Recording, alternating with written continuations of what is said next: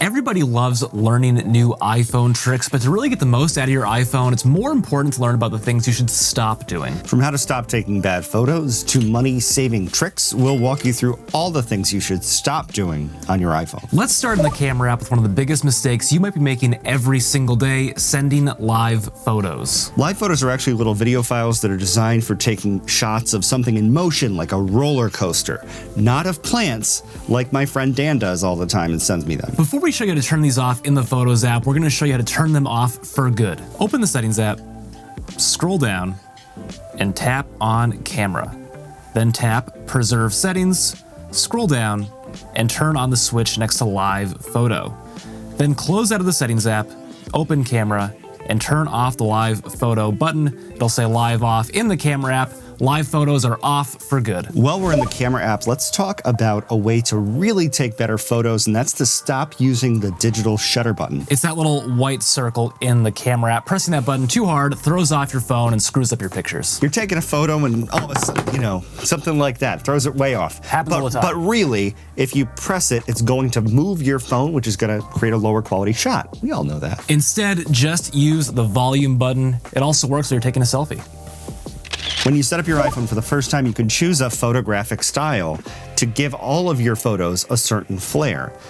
You shouldn't use that because it's just going to take the beautiful image that's on your iPhone and save it as something edited, which you can always do after the fact. To check if you set up a photographic style on your iPhone, open the Settings app. We're already here in Camera. Let's tap back, scroll down, and tap on Photographic Styles. I don't have it set up, so it's asking me to set it up. But if you already have it set up, turn it off. Next up, ProRAW and ProRes. ProRAW files are photos, ProRes is videos, massive, huge files. Photos usually are 3, 4, 5 megabytes on your iPhone. We've seen ProRAW photos get up to 120 megabytes. That'll fill up your iPhone storage really fast. Unless you're a professional photographer or videographer, you don't need to be using these file types. Let's go back to the main camera page, scroll up, and tap on Formats, and then turn off the switch next to ProRAW and ProRes. The truth is, we've compared the ProRes on an iPhone to the ProRes with our $4,000 camera in front of us right now, and the $4,000 camera still looks a whole lot better. Just because the video file gets bigger doesn't mean the video actually looks better. It's because the camera sensor is really small on an iPhone. We've talked enough about the camera app. Let's talk about typing. One of the biggest mistakes people make is typing with one finger, the hunt and peck method. You look like a chicken. Stop it. It's a lot more efficient to type with two hands, or if you're comfortable with one finger, learn how to use Quick Path. Looks like you learned how to do it. We demoed that and a lot of other keyboard tips in our iPhone keyboard hacks video that is in a card above. If you want to stop looking like an amateur emailer, you have to turn off the Sent from my iPhone email signature and either replace it with something else or get rid of it altogether. Let's do it. We're going to tap back to the main page of settings, scroll up, and tap on Mail, then scroll down to Signature. Tap on that, and here you can tap in here and change it to whatever you want. What should we make it? Sent with love. It's going to be a little awkward. Point. Yeah, that's going to be professional. The next thing you need to stop doing is not automatically backing up your iPhone to iCloud. This saved me once because of the betas. They're clunky. One time my phone just totally crashed, couldn't open up any apps, total disaster, and without that automatic iCloud backup, I would have lost a ton of files. To turn it on, let's tap back to the main page of settings, scroll up, and tap on your Apple ID at the top of the screen, then tap iCloud, then tap iCloud Backup, and make sure Backup This Phone is on. The next thing you have to stop doing is not subscribing to our channel. Stop not subscribing. There isn't a don't not subscribe button, but there is a subscribe button. You should hit that. It's underneath the video. Thank you. Next, you need to stop letting apps and websites track you across other apps and websites. Let's go back to the main page of settings. Scroll down and tap Privacy and Security, then tap on Tracking. You can pick and choose which apps you want to allow. Maybe you feel bad for Elon. He's having a tough time with Twitter right now. Or you can just turn off this switch at the top of the screen, ask apps to stop tracking. There you go. It turns it off for all apps, and in the future, other apps won't be able to ask you to track. Next, stop turning off Find My iPhone. It doesn't protect your privacy, and it could save you a lot of money. If you have Apple Care Plus with theft and loss and you lose your iPhone, Apple won't cover that loss if Find My iPhone is turned off. Next up, stop not updating your iPhone. A lot of double negatives in this video. Some people don't realize that the only way to update the native iOS apps like FaceTime or Safari is through an iOS update. How shalt thou check for an iOS software update? To check for an iPhone update, tap back to the main page of Settings, tap General, then tap Software Update, and ooh, Security Response 16.2b is available. Ooh. To be or not to be? Where are you? Where are you? Your iPhone wants to know, but you don't have to tell it exactly where you are. Let's head back to the main page of Settings, scroll down, and tap on Privacy and Security, then tap Location Services at the top of the screen. Here you'll see a list of your apps and how often they can access your location. Look out for the word always. So right now, the Sony Headphones app can access my location always, all the time, even when I'm not using it. The trade-off here is some okay functionality for your headphones versus a lot of battery drain. So this is not one you would want to leave on. Let's tap on Headphones, select while using the app or ask next time, and then turn off this switch next to precise location. That location doesn't need to be precise unless it's a Maps app. And the preciser, the more battery drainier. Next, you need to stop using those non-MFi certified cables and accessories. Not MFi, as we learned. MFI stands for Made for iPhone, and those are the little accessories you'll find in a gas station. If it's not MFI certified, it doesn't have a little chip that Apple says makes it work well with your iPhone, iPad, whatever. What are the consequences? Well, they break easily. They can also charge your iPhone up to unsafe temperatures, which can permanently damage your iPhone's battery. Not good. Next, stop backing up over cellular. Yes, we know you have an unlimited data plan. And don't come crying to us when you hit your high-speed data cap and your internet speeds go right down the tubes. Let's tap back to the main page of Settings, scroll up, and tap Cellular, then scroll all the way down, keep scrolling.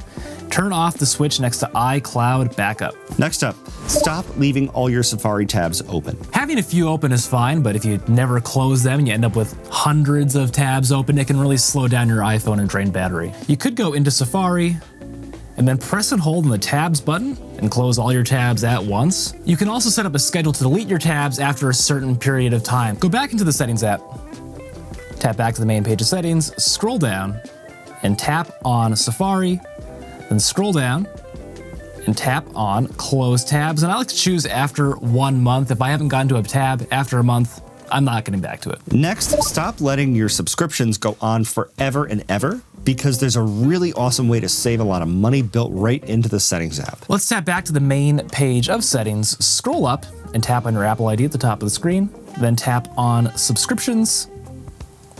And here you'll see a list of the subscriptions on your iPhone. So for my monthly subscriptions, what I like to do is cancel them right after I sign up for 1 month of them, because then at the end of the month, if I'm not still using that subscription service, I'm gonna get free time until I turn it on again. Unfortunately, HBO and Disney Plus have caught on to you. They're offering yearly subscription fees, giving you a couple months for free, and Disney Plus, that price is increasing. So if you see any subscriptions you no longer use in this section, just tap on it, and then tap Cancel Subscription. Don't worry, you'll still get the whole month you paid for. It doesn't just cancel right now. Otherwise, they probably have to refund you. Yeah, and they're not going to do that. Once you have their money, you never give it back. Exactly. Next thing you need to stop doing is not being a channel member. Oh my gosh, you go through these settings so fast. You're leaving a comment right now. Well, stop it. Join our channel, because we'll give you free PDFs that walk you through all these settings.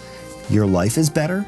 We're $5 richer, but your life is way better. And that's not all you get when you become a channel member. Click that big join button right below this video to find out what you can get. Yes, we know the iPhones are water resistant, but you should stop being willy-nilly about what water you expose it to. What Apple and Samsung and the other cell phone manufacturers don't say outright is that water resistance isn't permanent. It can wear down over time. Also, it's not soapy water resistant, Mr. Using your phone in the shower. It's not juice box resistant. I'm sure there's other things. There are a lot of other liquids it's not resistant to.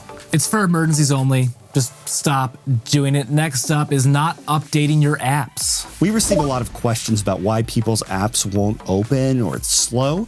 Well, app developers release updates all the time that fix bugs and speed those apps up. To check for new app updates, you can go to the App Store, open that up, tap on your account icon upper right-hand corner of the screen, and then scroll down to the app update section. Or you can automatically install app updates in the Settings app. So let's go back to Settings, Tap back to the main page of settings, scroll down, and tap App Store, and turn on the switch next to App Updates underneath Automatic Downloads. And while we're here, for the love of God, stop syncing app downloads across all your devices. Otherwise, if you download an app on your iPad, it shows up on your iPhone, and then vice versa, you get more, It gets out of control. Crazy. Stop it. Stop it. Get some help. Just look up one switch, app downloads, turn that switch off. Next thing to stop doing is putting up with people who say that Android is better. Yes, it's better at some things, but overall, Android is not a better operating system than iPhones. Samsung Galaxies are not better than iPhones. In spite of what some of the specs say, I've made my point.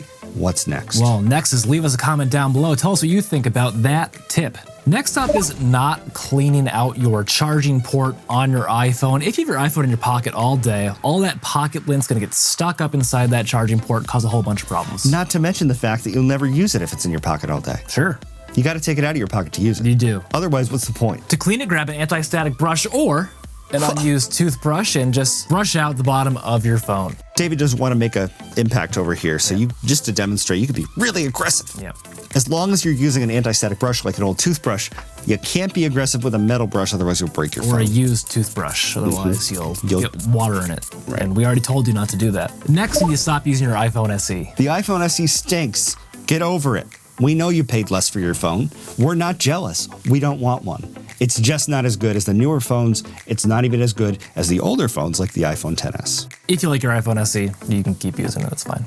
But one thing you really shouldn't do is buy carrier insurance for your phone. It's a huge ripoff, especially when you take into account the deductible in addition to the monthly fees you're paying maybe on every line in your plan. But that doesn't mean not to get any protection at all. There are better alternatives. Like Apple Care Plus or Apple Care Plus Theft and Loss if you plan on losing your phone. Next thing you need to do is stop watching this video. Go watch our next video about iPhone settings you need to turn off now. Huge ripoff. Huge ripoff because of the deductibles that they charge you in addition.